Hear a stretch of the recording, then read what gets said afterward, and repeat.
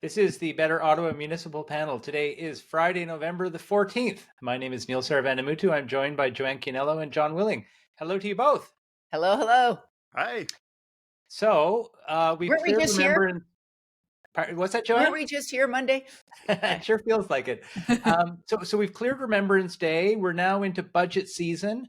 What does that mean for you? Like, where are we in the year?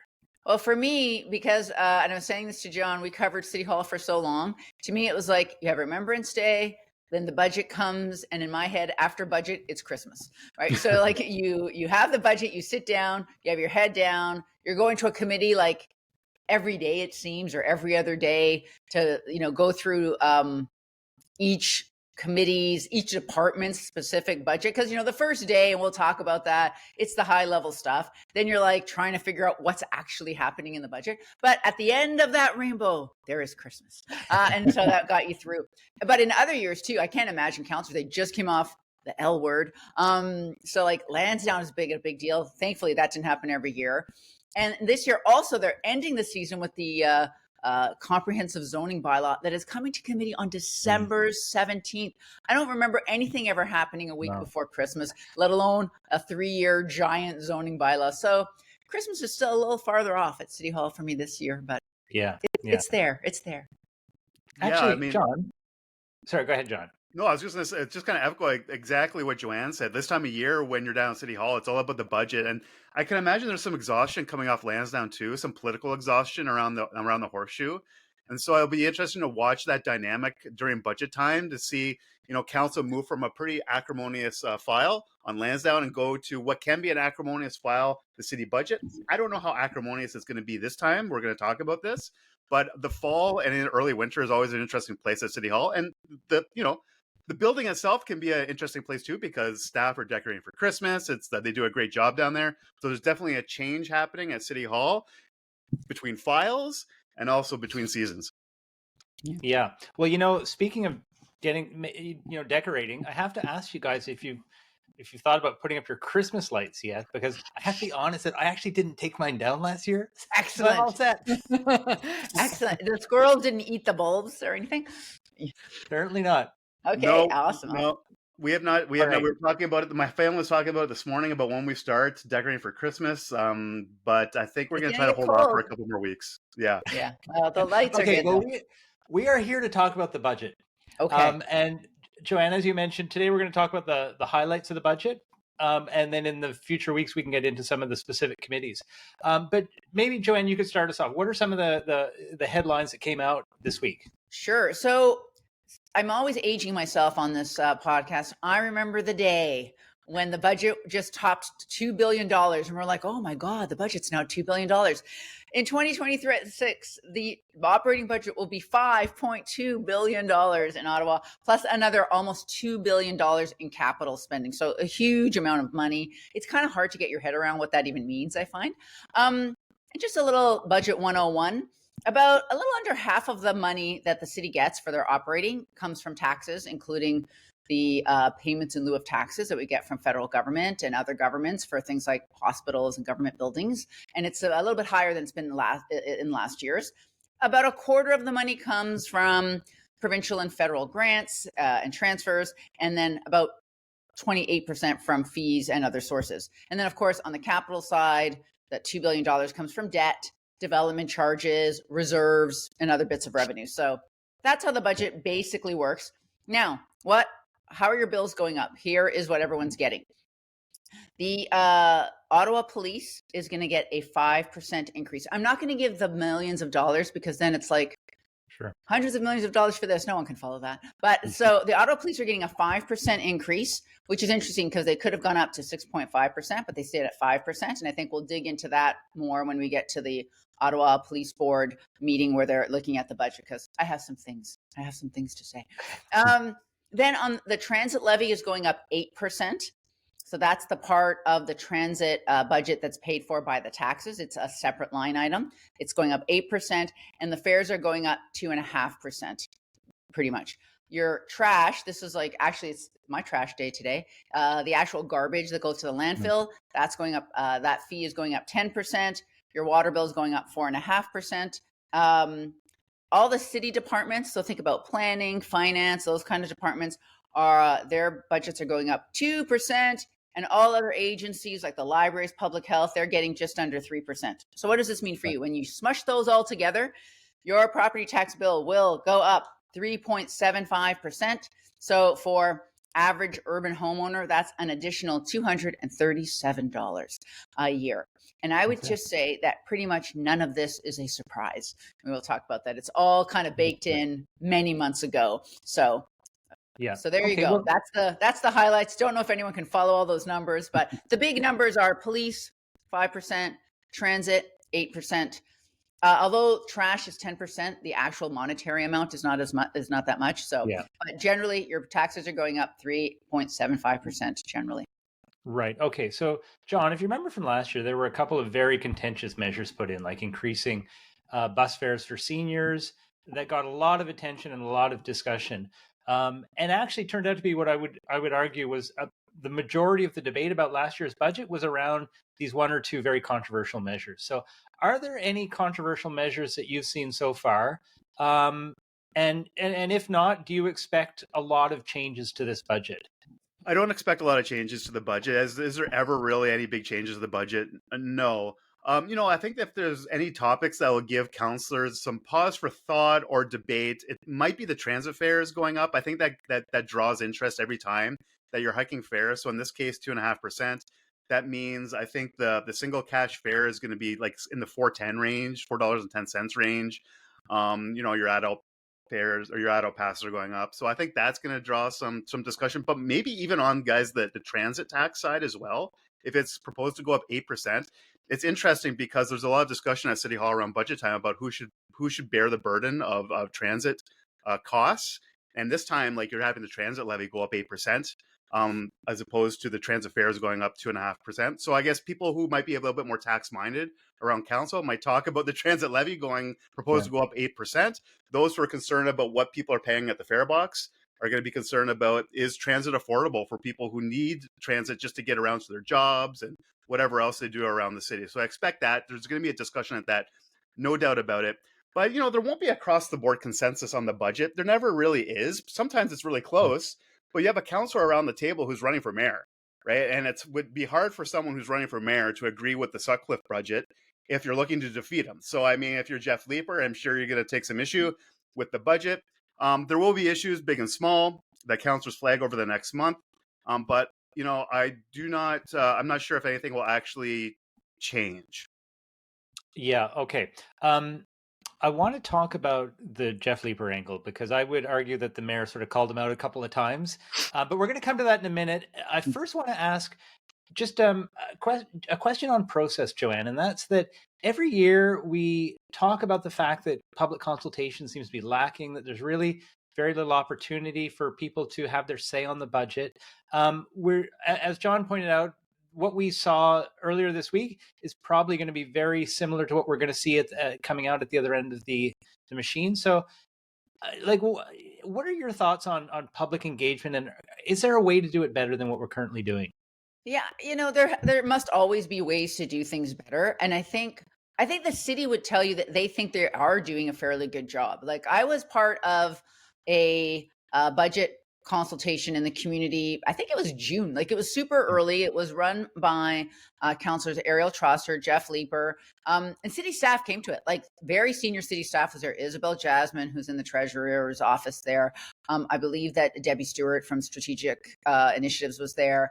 Somebody from housing was there. Like, fairly senior people were there listening to that. So I do think they take it in.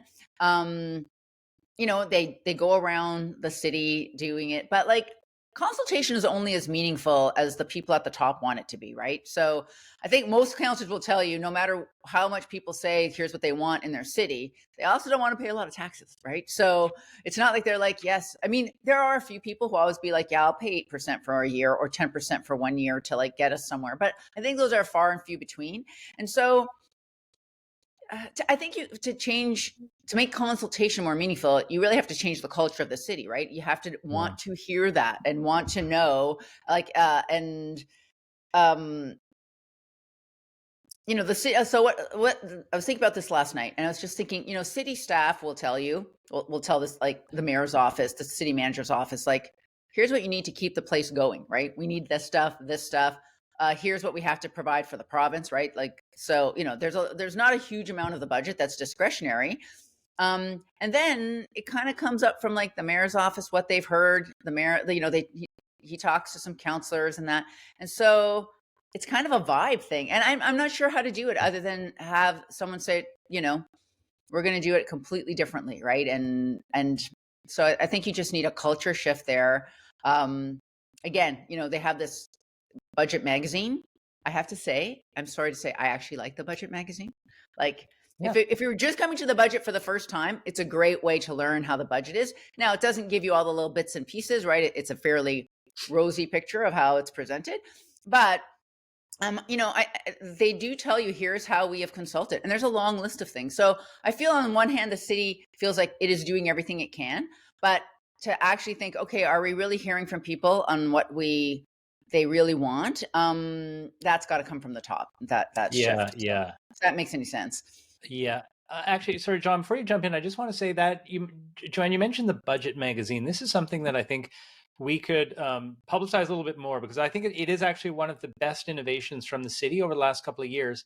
And that is, most of the budget documents are completely incomprehensible to most people. Just, you know, but what they've tried to do is create this quote unquote magazine, which is maybe, I don't know what, 50 pages, maybe 100 pages, where they try to actually speak in language that you might be able to understand. Lots of graphics. You know, they have this thing at the beginning where it shows what you might do in a day with your family and all the places you touch city services. I like that, actually. I think it's really good, because we always say, oh, you know, municipal government's the closest to the people, but it actually shows it. So yeah. So we'll put a link to this in the show notes. That's Yeah. great, John? idea. And I was wondering if I don't know if the city intends to print off any copies. I know it's weird. We're in a soft copy world, right? We have the internet, we have this thing, but I think like it actually might be effective to drop off these magazines at like rec centers and city facilities, because I think that's something that people just pick up and browse while your kid's at hockey practice or something like that. So it might be a good idea. Print is not quite dead. But and I think like there's a way to like actually connect with people. Yeah. And on that point, I agree with you, Neil. I think the magazine is a good idea. In fact, I don't like poo-pooing on any kind of thing the city tries to do to engage the public on something like weighty as the budget. Like I know like there's been like call-ins. I remember Mayor Watson had a call-in with all the senior staff around the table in his office to hear. I don't think anyone called in to add some commentary about what they think should be in or not in the budget. But like I think like look, that's great. Like try anything. They've done traveling road shows across the city ahead of the budget season to try to engage with certain communities. It's tough to engage. Sometimes it's tough to engage the citizens without a proposal first, and that's what ends up happening this week with the draft budget. Here's a proposal from essentially the mayor and senior staff. What do you think? And so, in a way, I don't know what the better solution is right now on process, but sometimes you just need to start with an idea and a proposal and go from there. And that's what essentially what we're doing. Yeah, yeah. Can I ask one last question about process? And that's something that is relatively new. Is the use of strong mayor powers? They have specific implications for the budget. Could one of you describe what those implications are? And I just want to caveat that Mayor Sutcliffe has made it clear that he does not really intend to use strong mayor powers. But in theory, if a strong mayor did, what could those powers look like vis-a-vis the budget?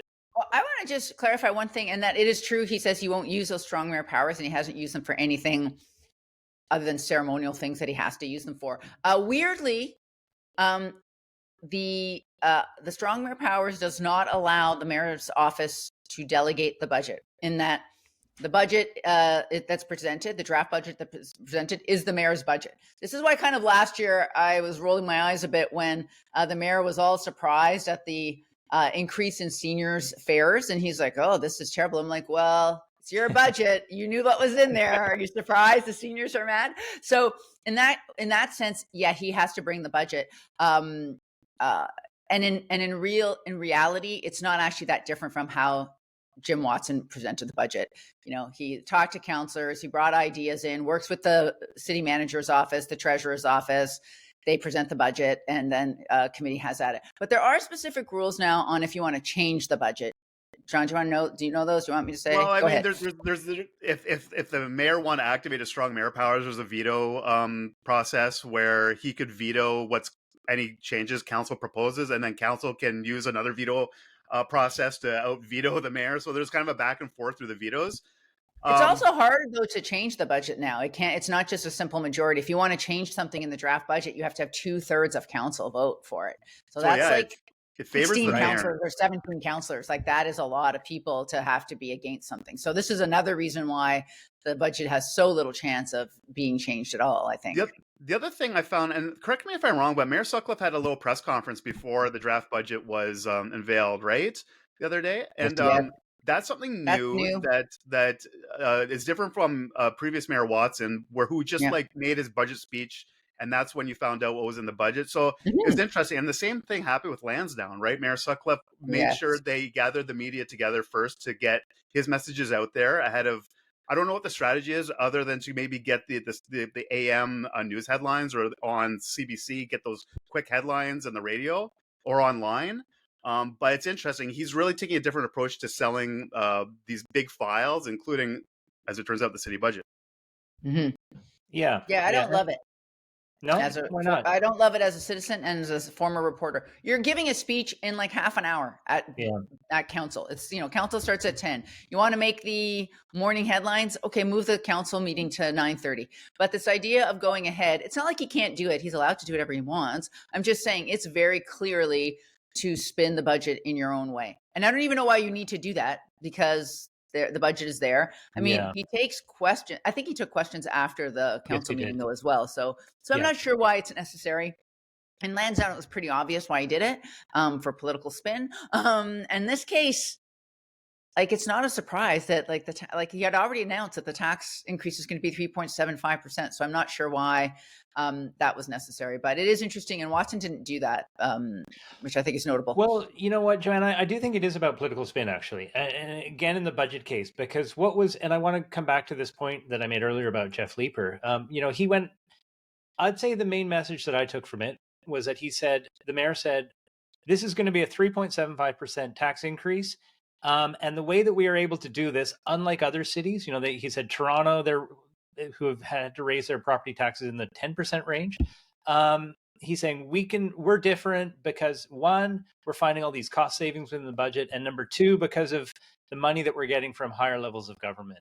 And that's how he's saying that we can be different. And then he's saying, I contrast that with some of the people around council who are arguing that we need to increase property taxes. And he's not naming them by name, but he's clearly doing that. So let's start with maybe John. I want to ask you about the claim about money from higher levels of government, and I guess this really goes back to his Fairness for Ottawa campaign.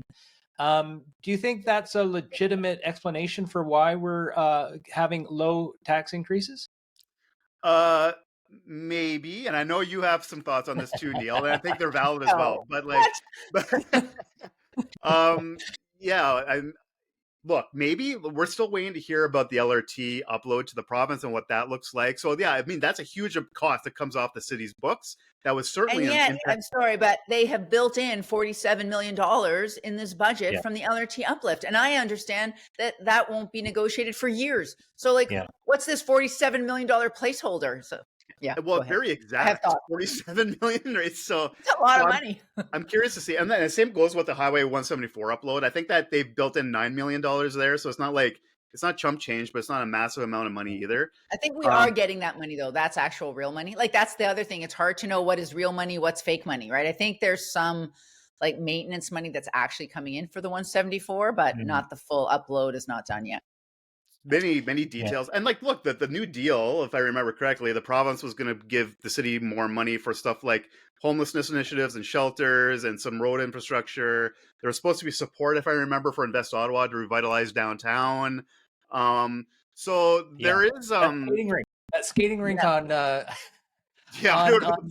William Street. Oh my gosh, I don't know if they're bringing that back, but I mean, there was also, if I remember correctly, guys, the new deal with the province included a plan about public safety for residents. And maybe we shouldn't be surprised by the added financial boost for the Ottawa Police Service in this draft budget, because I know that was a conversation that actually happened during the New Deal discussions.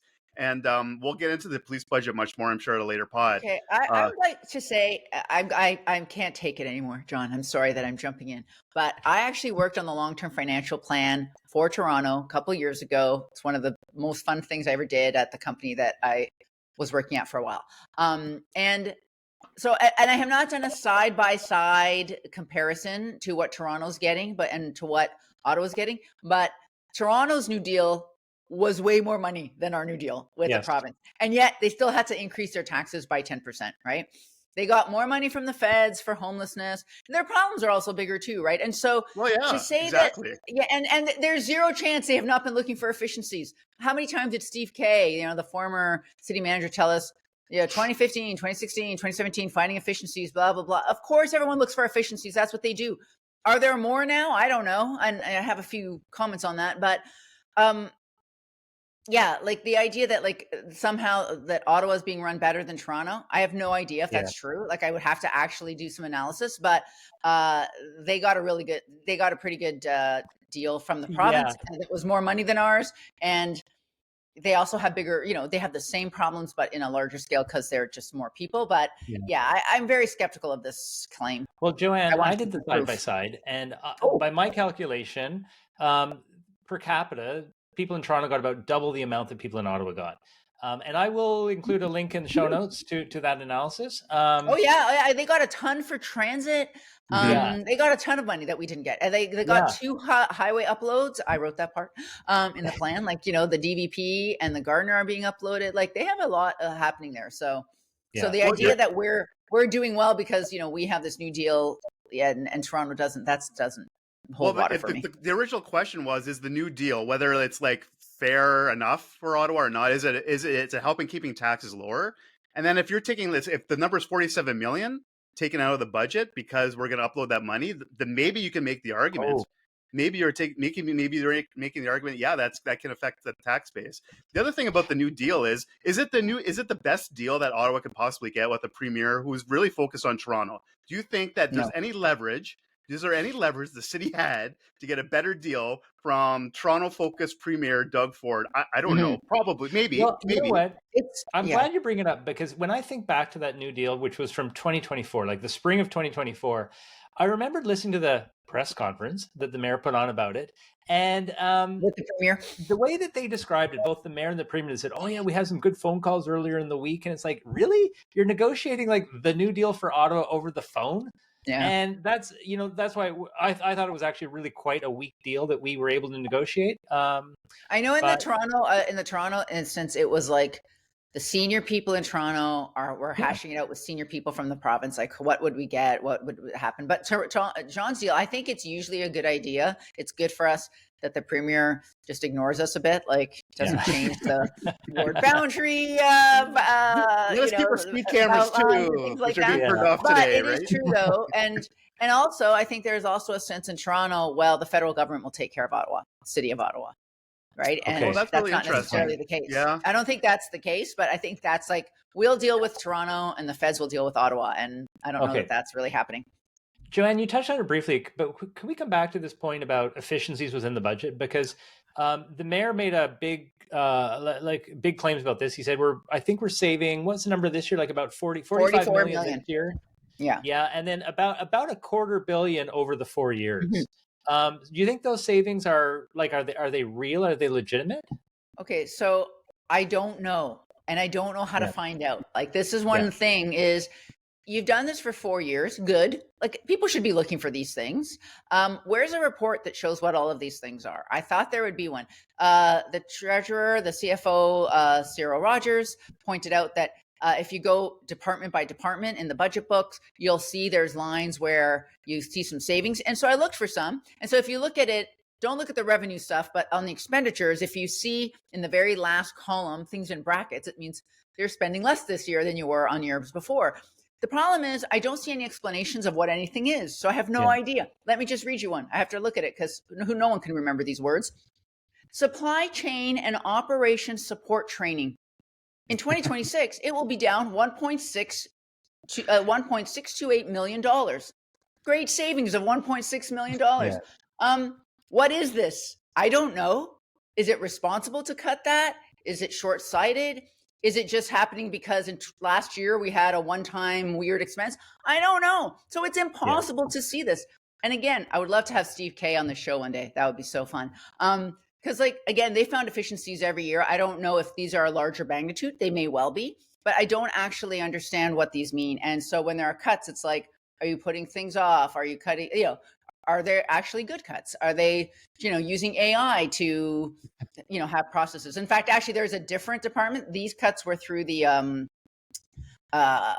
one little committee that was the mayor, councillors, Kathy Curry and Marty Carr. There's another small committee that's on cutting red tape. So that's a separate committee.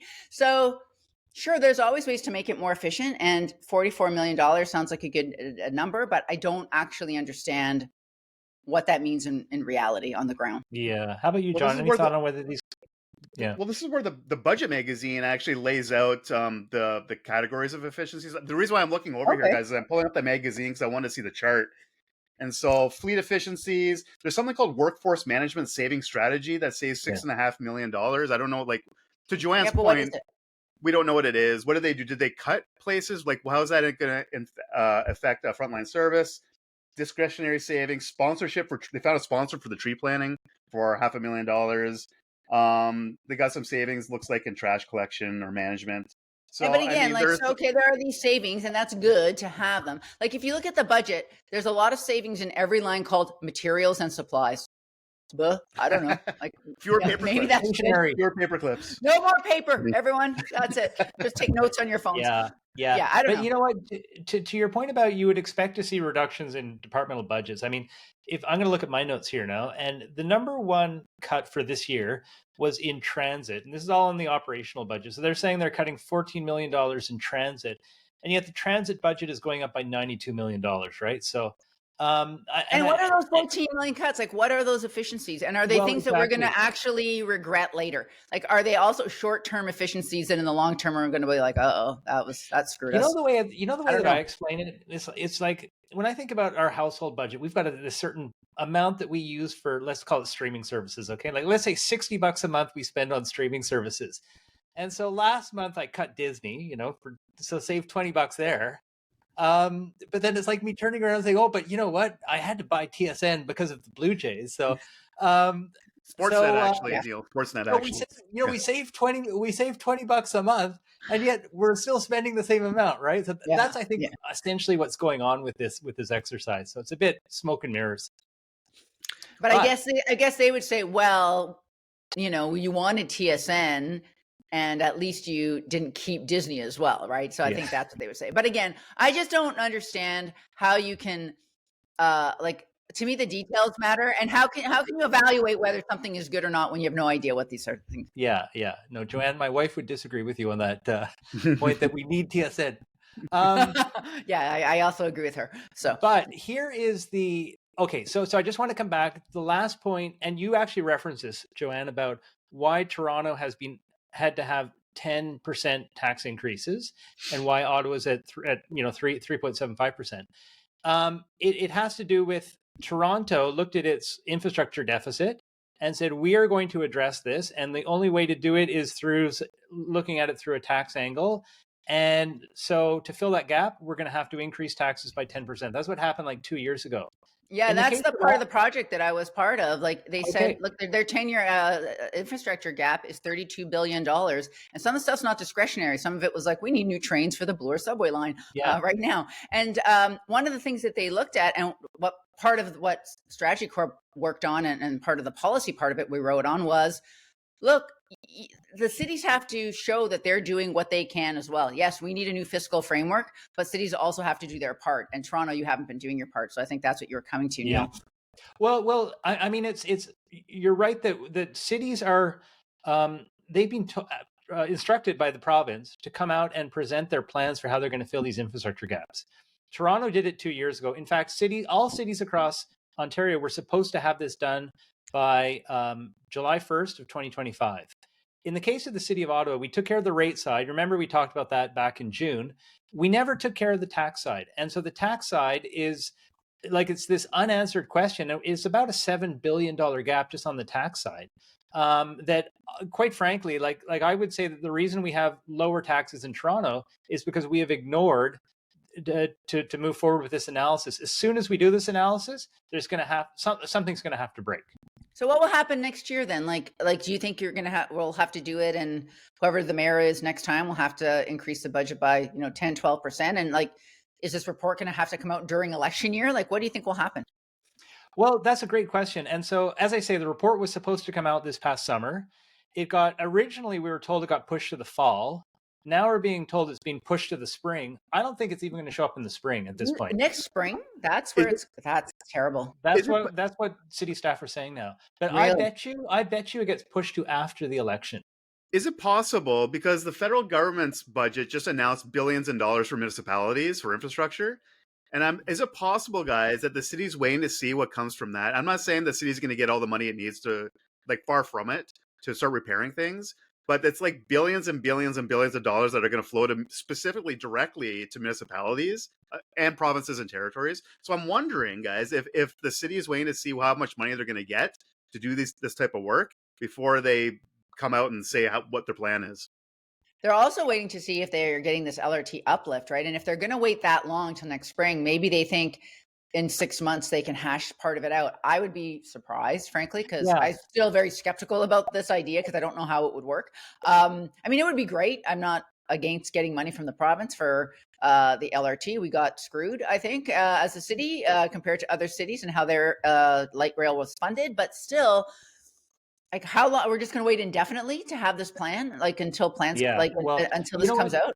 Yeah, John. I mean, it's a fair statement, right? That there is. The feds have identified this as an area where they need to be more engaged. But I actually would argue that these sort of initiatives are coming up all the time, right? Like it's a constant treadmill because everyone's just so far in the hole right now that everyone's scrambling to find solutions. So and you know what, Joanne, with the LRT upload, so we've already booked the $47 million, right? Like we've already given it a number. We've already put it in the budget, even though that was nothing but a campaign promise from Doug Ford, right? Yeah. And I mean, if it really happens, it could be hundreds of millions of dollars. But what are we going to do? Yeah. Wait indefinitely to make a plan? Yeah. Apparently, yes. Yeah. Yes, apparently that's what we're doing. Okay. Last question I want to ask you on the budget is around affordability. So the mayor has said we need to keep taxes low to protect affordability. Do you think that's the right way to go about affordability for a city, or are there there's clearly other ways, right? Yeah, I mean, what does affordable mean? Yes, what you pay in property taxes is part of your expenses as a homeowner and as a renter, because you're, obviously people don't think of renters, but landlords are not just going to pay that out of their profits, right? They build it into your rents, and so that's your housing is part of it, but there's a ton of other things. Transit, number one, right? Like. You were saying earlier, some people are like, well, why should we pay out of the taxes for transit? Are you kidding me? Like, what if I walk everywhere? Why do I have to pay for the roads? Why do I have to pay for anything that I don't use? Right. I'm not saying that you're saying that, John, but to the, to the critics who say that, the less reliable transit is, okay, the fares are just ridiculous. I'm sorry. And I know that some councillors fought against last year's 5% fare increase. So now it's at 2.5%, but it has to be more affordable and more reliable. It's going to take a long time to make it more reliable. That's going to take a lot of work because we can't do it in one term, but we could make it more affordable immediately. And I think that we should do that. And that's part of your affordability. The idea that your teenagers, like some of them who don't have school passes, they have to pay a full fare. You're 12, that's ridiculous. And also, when it's not reliable, people can't get to work. It maybe affects where they live, right? Maybe they have to live in a more expensive housing or inadequate housing because they have to be closer to work because they can't get there. Or because they can't travel on transit, like if you're in Barrhaven and it takes you 2.5 hours to get downtown, maybe you need a second car. And that's not affordable, and it's not good for the environment. And it's not good for our roads, and it's not good for congestion. There are a lot of things about it. So it's very short-sighted. What's your community center like? And what are your rec programs like? Do you have to go to a gym? Where do you take your kids to learn to swim? All of these things are a part of an affordable, livable life in the city. And it's not just the property tax bill at the end of the day. Like, what are you getting for that property tax dollar? That is the actual question. Yeah. Yeah, and even things like some peripheral issues maybe, but taxi meter rates, are ultimately like set by council and on recommendations from the industry and committee. So City Hall has a lot of hands into this affordability question. Taxes are the biggest bang for the affordability strategy because they are spread across everyone across the city, from property owners to, as Joanne said, renters, because they ultimately pay what their landlords are paying in taxes, and that they must be paid. They must be paid if you own land. So when you're talking about affordability, I think that's why taxes get a lot of attention, is because so many people have to pay them, and they're spread right across the municipality.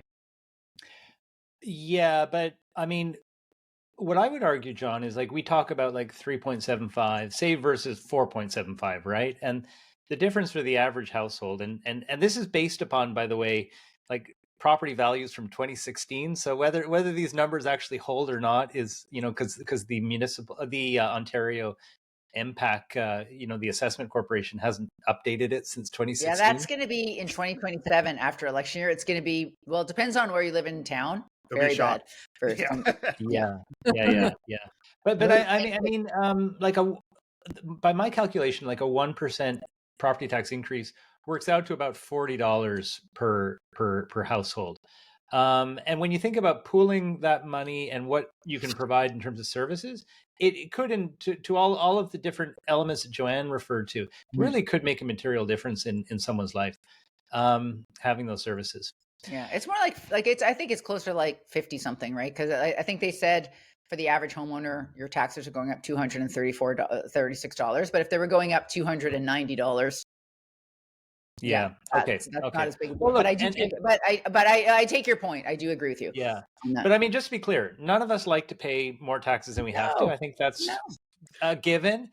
And actually, on that point, I see where you're going, Neil. To topic number 2, which is the city has introduced that you have now the option to pay more taxes if you so choose. So, either of you jump in and tell us what's going on here? God only knows. Okay, so apparently, and this is why I was late. I was holding you guys up, as I always am every week, because I was looking at the 2024 motion at council from December 11, 2024. Everyone decided to look into an option to have the city allow residents and businesses in Ottawa to donate to the city. Like, literally, it's like, oh, do you want to give to Boys and Girls Club directly? Or maybe you just want to give $20 to the city. Okay. Bizarre. I would say, I was looking up the motion, and it said that an analysis would come back in Q3 of this year. And I asked them, I'm like, I don't remember it. Maybe I missed it. I talked to a couple counselors. They're like, no, I didn't see that. It was like, did not come back at all. And I thought, first of all, only Ottawa. They're so tone deaf. What are they thinking? And then I was like, no, actually, Toronto has had this program since 2011. And last year, and these are just, they got more than $1 million of donations. And that's just from the donations that need a tax receipt. That's not even the lower ones. So it's not done, but theirs is really different. Like, for example, you can give in somebody's name, like as a, like maybe somebody loved a certain program or a park, and you can make a donation in memoriam of someone. You can also give to specific programs. You can give to specific parts of the city, like summer camps. You can, donate to that. If you go on the city's website, and kudos to CTV for doing that story, because it had escaped my attention. If you go to the link, it's just like a form. It's like name, email, donation, and it just goes to the city. Just city will use it however it likes. And you're like, what? What is this? Who would do that? For like, I could think of bad reasons why people would do that, but like, why would anyone do that? And secondly, like, we have a donations to the city for community benefit policy from 2018. So I don't know how this is different. So basically now you can just go in a form, like fill out a form and give $5,000 to $25,000 to the city to spend however it wants. It just seems really bizarre to me. Yeah. Well, I don't know. John, do you see any risk here? Oh yeah, like of course, like you can't have like sure, a rich neighborhood could say we're going to pull our money together and want to build a rec center on city land and managed by the city. So they'll like, and businesses, right, can like put You money can't into even what seem they to think. do that on the form. It doesn't even say where like you Well, want your money to go. I don't know. I didn't see the Right. language of that motion, but it's clearly like there should have been more rigor to the motion about what exactly like they want to do here. I think the spirit of this idea was to say like if there was another tornado that ravaged a neighborhood, that there was an ability for people to donate money to a cause that an emergency situation, flooding, helping people. I don't know if the spirit of this is supposed to be like, donate money to the city and like earmark it for new bike lanes in this neighborhood, whatever, right? So I think there needs The to be. I motion see some. says, I'm going to read this motion because it's ridiculous. It just says, direct staff to complete a review and business case on the viability for an accessible online voluntary contribution programs that allows residents, businesses, and other entities to provide contributions to city services. And that's it. And it just says, that respects the city policies for donations to community benefits, and that staff bring the analysis back to committee and council for consideration in Q3. So what the hell? Yeah. Like none of that, like that doesn't make any sense. Yeah. They're not going to mean, do the Q3, but I saw the reporting from CTV that asked the city about this, and they're planning to bring something back next year. So I'm Correct. sure Why there's is the going to be more form thought up? put Like, into this. why is the form up then? Like, if like the analysis should not come after the program is No, I don't started. know why That's they. not how, Yeah. Well, I got to admit, I worry about the point that you raised, John, about wealthy neighborhoods could just get together and say, okay, we're going to accelerate whatever we want in our neighborhood. Number one, Mhm. but number two is as Joanne, as you pointed out, the maximum donation is $25,000, which is quite a lot, and you could see someone potentially, an individual or a corporation, trying to make a large donation basically to curry reciprocity, right? Like, and favor, right? Like, yeah. and favor. Yeah, it's just that it's like bread in our bone. It's like that we, when someone does something for us, we like to do something back for them, right? Subconsciously, I'm not saying that there's that anyone would do it, would try to connect the dots directly, but I just think that it's just another way that people that have special interests at City Hall can use this as a tool to essentially curry favor.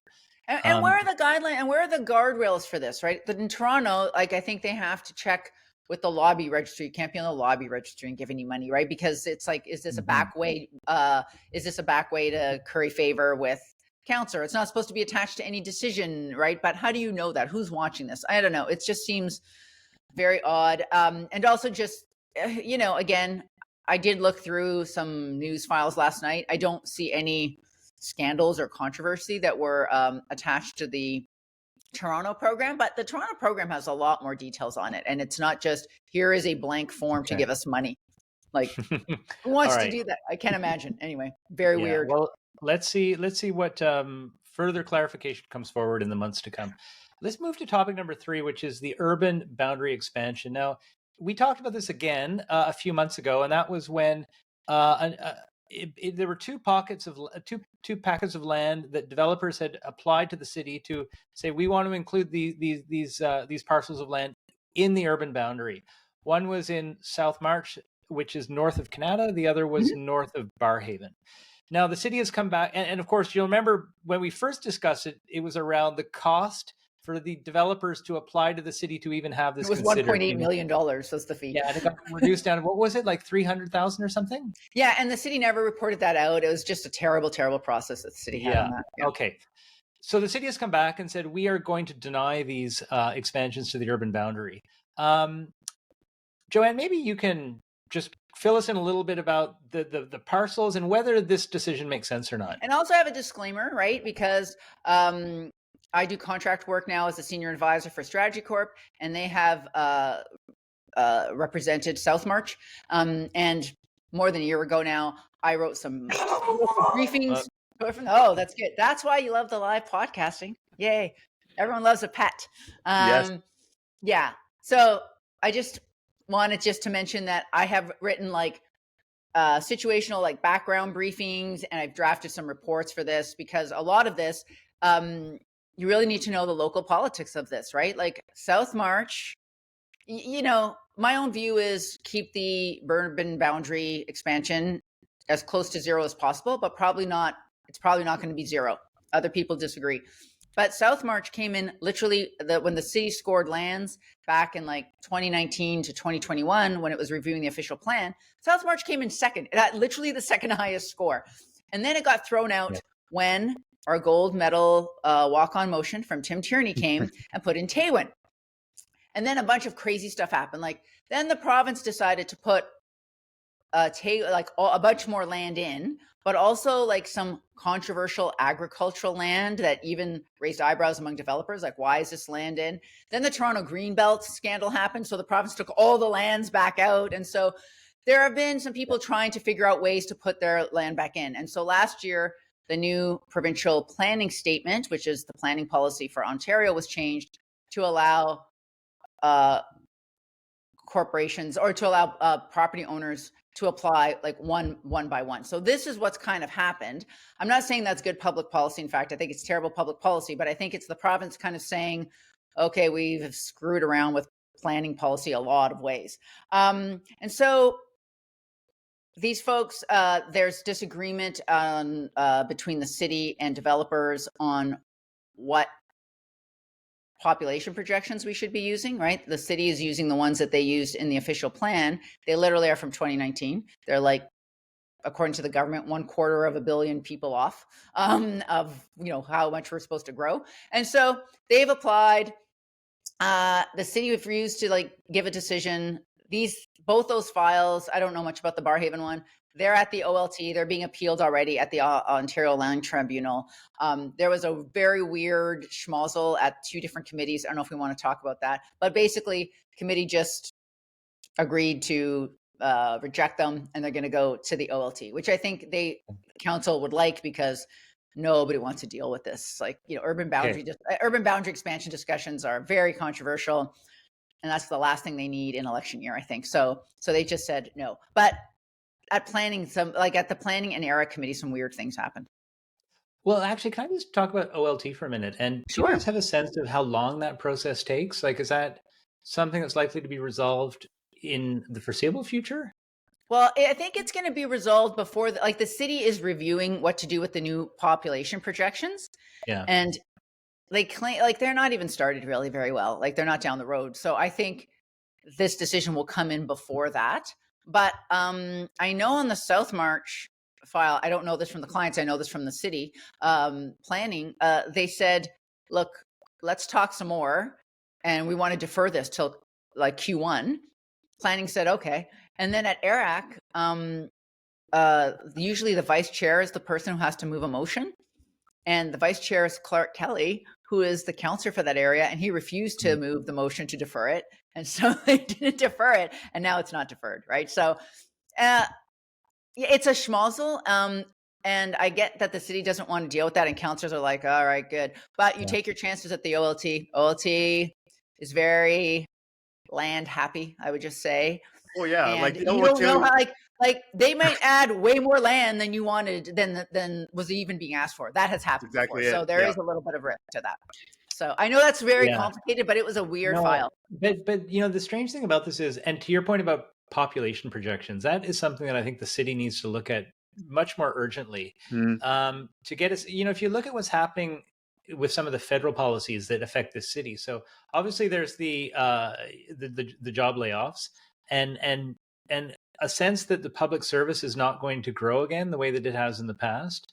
But then number two, and perhaps more importantly, is around just immigration policy. That you know, the rapid growth that we saw in previous years is just coming to an end. Sorry, my dog is coming back into the room. Well, he really is interested in population growth. You know, I looked up these numbers. So one thing that I've learned in the last few years is the Ministry of Finance puts out population projections. The Ontario Ministry of Finance puts out population projections every year. They come out around July. And they take into account things like immigration policy, other policy. So this July, after the immigration cuts were announced, they are still projecting that Ottawa is going to grow to 1.68 million people by 2051. And that's like an extra 250,000 people than the city has estimated for, like, in its official plan. However, to your point about public service, what's going to happen, it'll be interesting to see what next July's projections are, right? So they do change. all the time. But like Eastern Ontario is projected to grow faster than any other place in Ontario by the government. So, but yeah, they change all the time, of course, based on policy and immigration and other things happening. But to the question about the OLT, like, yeah, to Joanne's point, the OLT could like make a whole different ruling or decision, add more land in. Mhm.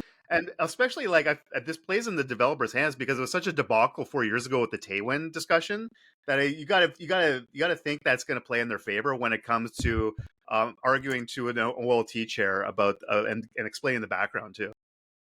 I am so torn about the OLT because I think I wrote earlier in my career, like we should banish the Ottawa Municipal, the OMB, which was the precursor to the OLT, because they were always overturning city decisions. But then like I see Taywin and I'm like, yeah, but now like council is wrong, right? Like council made a bad decision that should be able to be appealed, but that was not appealed, right? Like that's the problem. It's like no one's making a good decision. Like it's not like when the official plan went to the province, even though I heard that there were actually staffers like planning in the like the bureaucracy that were very against Taywin. They didn't take Taywin out. Like when they sent the official plan back to Ottawa, it's not like they took Taywin out and put other lands in. They just added a bunch more lands. I'm like, so you've added these other lands, left this terrible parcel in, and also added a weird farm. So I don't know. Like I don't know what to do about it because bad decisions all around. It is unfortunate. Like Taywin has really messed things up and has opened up these doors that, half open these doors that we can't really close now. Like for instance, with this South March land, which, as you mentioned, Joanne, was very highly rated as if we're going to expand the urban boundary, that's as good as it gets. So we are, to use your word, we are in a schmozzle. Okay, well, listen, that is it for this week. We're going to wrap up before my dog introduces herself one more time. I would like to thank the two of you for today's discussion. I'd like to thank all of our listeners for joining us today. We will be back in a week's time. Until then, this has been the Better Ottawa Municipal Panel.